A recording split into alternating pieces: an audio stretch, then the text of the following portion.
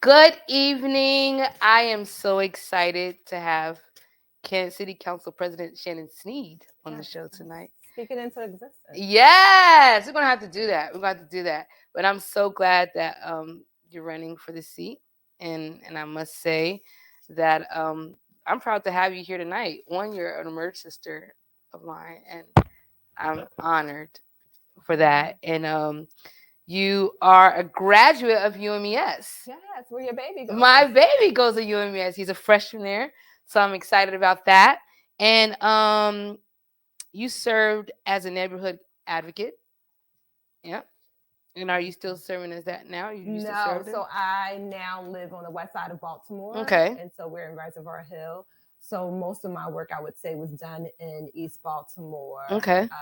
We were there for many years, and like right in between COVID, I guess it was Right. that over, but came back, I guess, Right. somewhere in there after being home. My Right. husband was like, "Dad, yeah, Right. Right. we need to change." Yeah. We got And something. We needed something of what we thought my mother was going to come. My mother was going to come, and so we essentially needed some more space. right. And so you are actually also the former city councilwoman of District 13. Yes. Yes. Yeah. And also you were the candidate for lieutenant governor for the state of Maryland. Yes, with Tom Perez. Yeah. Yes. And you, so you're very familiar with public service. Yes. Tell me how you got into public service. Oh, so it's funny. We were in East Baltimore serving my community, always attending community meetings, always essentially active, working in partnership with other folks who were serving in the community as well and giving back. And so attending community meetings and a couple of times the neighbors and I, we left like kind of mad during the community meeting. And they were like, "You know what, you should run." And Right. I'm like, no. Yeah. It's all good. We'll just keep, doing the work that we are doing. I did not want to leave and never even thought of politics. Was in my role in television as a writer, producer. Yeah. And so never even thought to be in front of the camera, always thought to be behind the scenes and who really did the work, right? Right. And then the more that we did in the community, the more people were like, we need someone to represent us because we just didn't have that at the time in District 13. It was actually another Emerge alum who was one of our neighbors, Delegate Robin Lewis, who actually sat me down one day. She was like, "Come on, let's do dinner." Right. Went to her home, and the next thing I know, she was like, "And we need you to run. You gotta run. You do so well. We would support you." And then that really got me thinking. But then something happened. I saw the community, the representative of District 13 at the time who was out, and we were having like this discussion.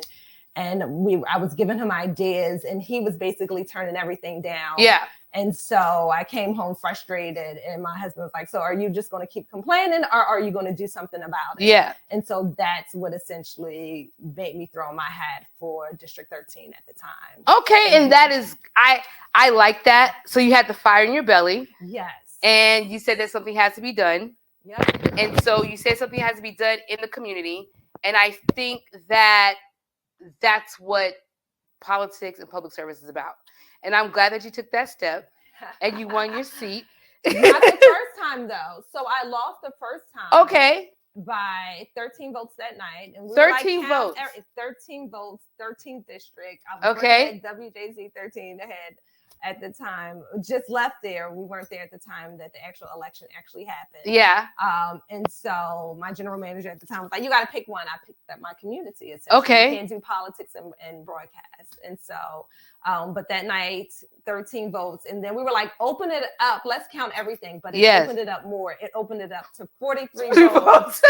And so we actually did not take our ball and go home. The next day I was right back in the community. At a community meeting, like, okay.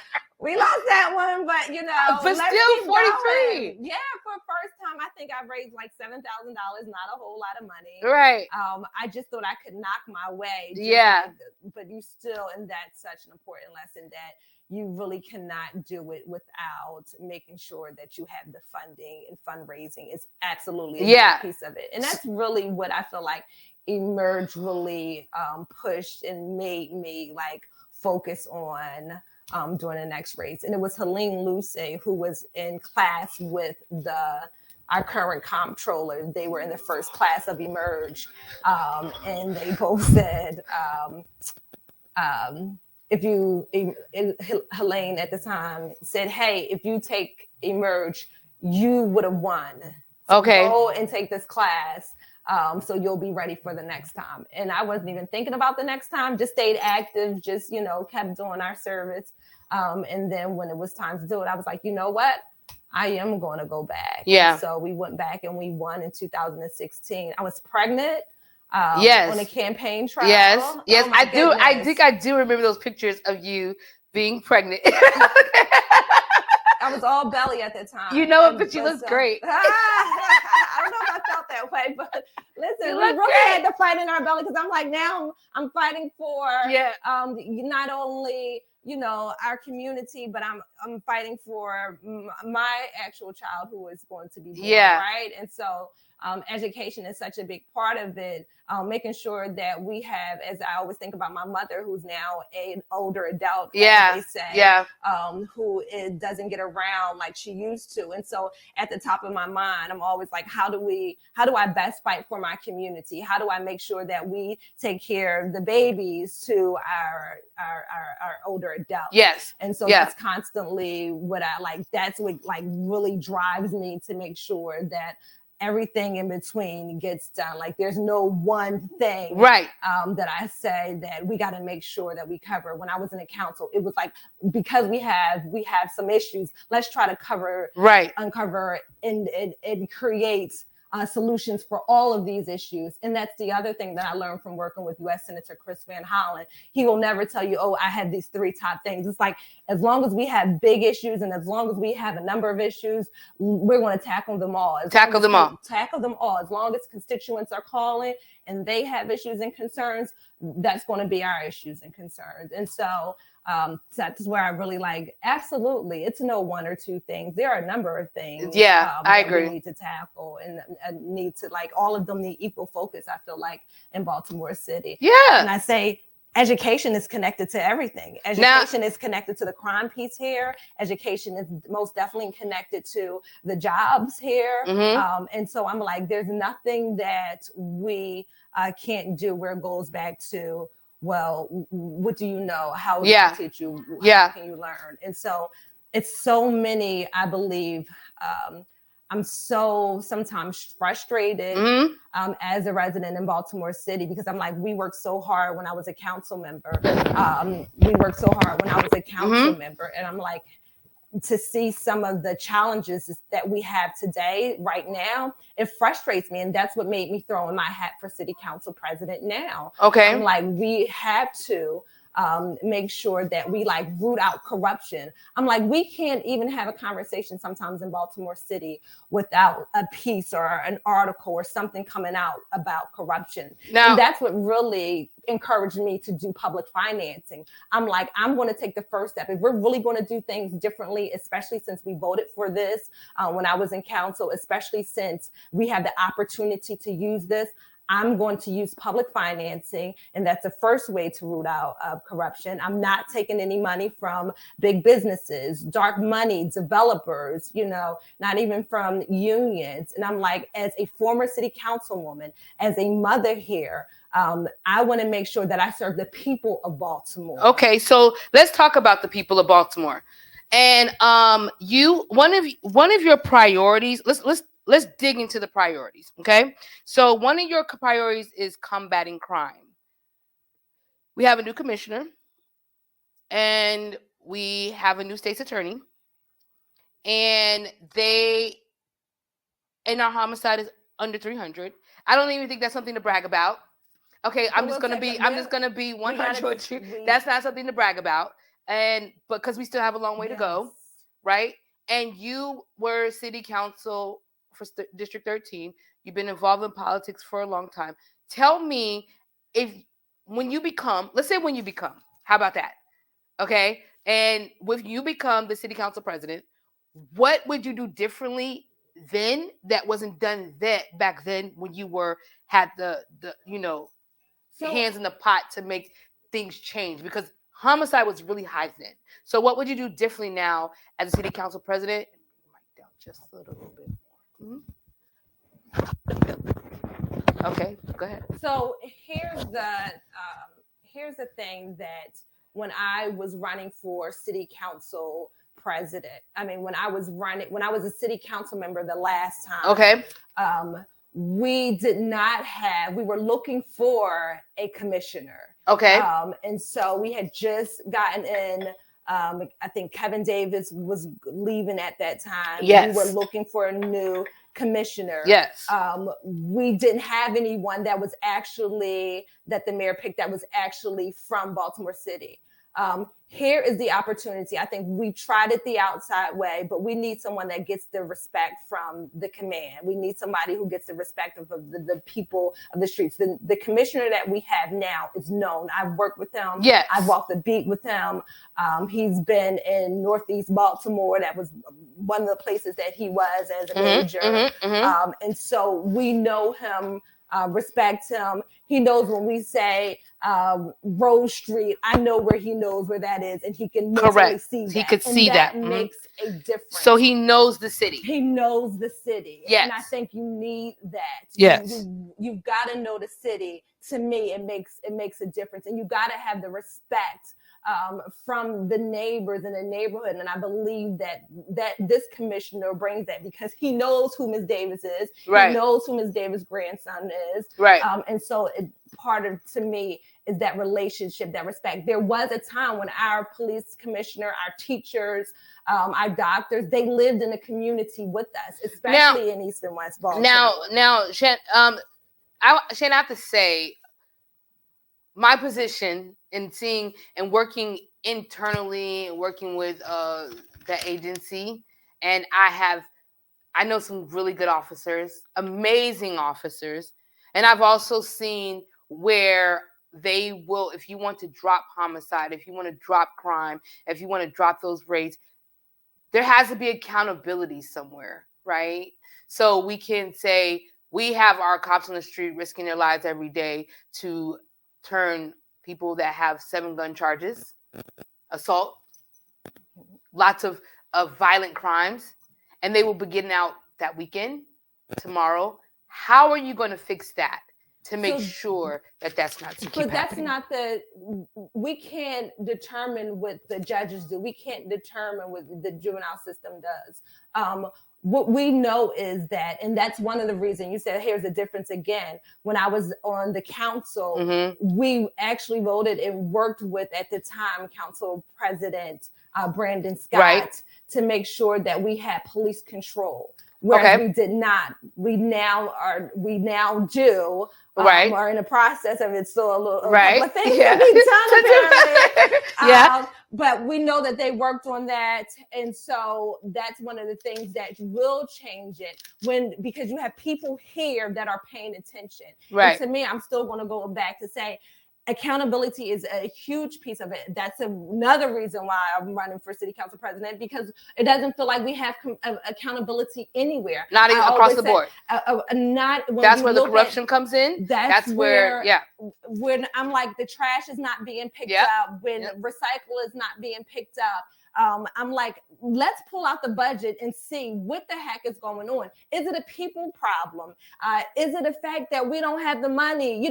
What is it? And that's a part of the accountability, but that's the part that the council president has control over. Now, will you make that budget?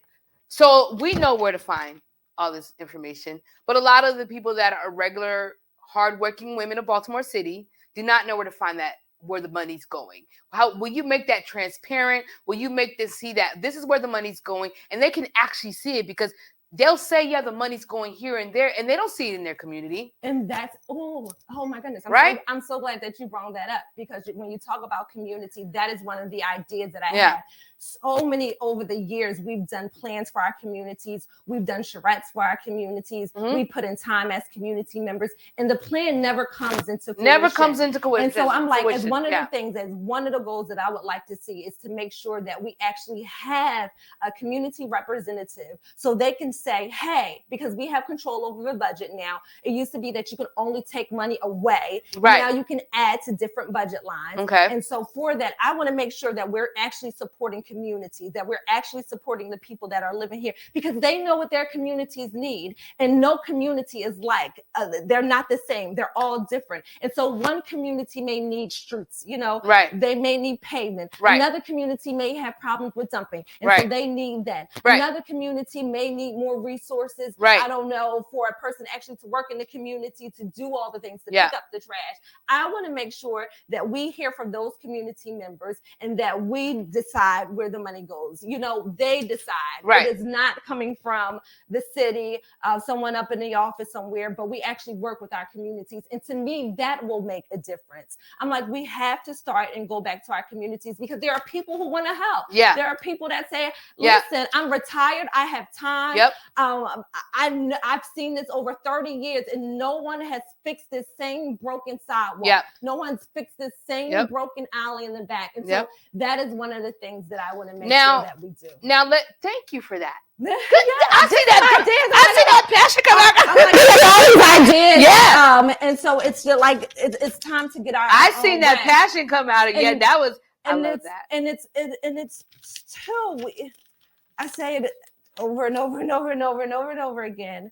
But we did some of this, and when you talk about holding accountability, it was actually when we were on the council, when they kept going over, the police budget gets the majority of our money, right? And so we were like, what is going on in the police department? We held quarterly hearings to go line by line to see exactly where the money was going, to see what was happening, at what hours did we have police on patrol, what hours weren't covered, how many people. That's the same thing that we need to do for each and every. And you guys had the police department under a microscope, and you still do. And they needed to do the same thing for what they're doing. Right? And so let me talk about, I have a friend that just car theft. That's a huge thing in Baltimore. I think you guys had, City Hall had a meeting about it. I have a close friend that right now is without a vehicle. Her car got hit. Her insurance is going sky high. She doesn't have a car. Nobody's in accountability for it. Like she's had to come out of the pocket. What needs to happen with that? Because if the car theft, and it's actually increasing, we have people that's coming out from everywhere to help with auto task force, the death task force, to try to put it under control. How can you solve that, and what would be done? It's so funny. I knock on doors. It's no secret. I feel like that's one of the things that I do. Which I knocked on doors with you. And thank you. I think that's very important, to talk to the neighbors, to go and to hear exactly from our neighbors, and not expect them to actually come to City Hall. Sometimes you have to go to the neighborhoods. And so that's what I've always done as a councilwoman. That's what I'll continue to do, to make sure that I'm actually walking the streets and having conversations and knocking on doors. And so one of the things, when we were knocking on doors this weekend, someone said, Shannon, I was carjacked. I got beat up. I just got out the hospital. 70-something years old. Crazy. And I'm like, to me, it starts. You hear the stories right there. It starts with essentially stealing cars. It seems like this is the way that it first starts. And so I'm like, we have to look at seeing what's going on, because time out for being a nice guy when actually people are being hurt. You have no respect for a 70-something-year-old person who's worked hard, who's retired, who's living in the city, who's like doing their part, just wants to relax. But it shouldn't happen to anyone. It shouldn't happen to that 16-year-old driver. That just shouldn't happen. And so I'm like, we have to actually look and see what's going on, to see if there's anything that we can do to make sure that it first starts with actually stealing cars. Now we're not holding them accountable for stealing cars. Then the next thing you're going to do is what? You're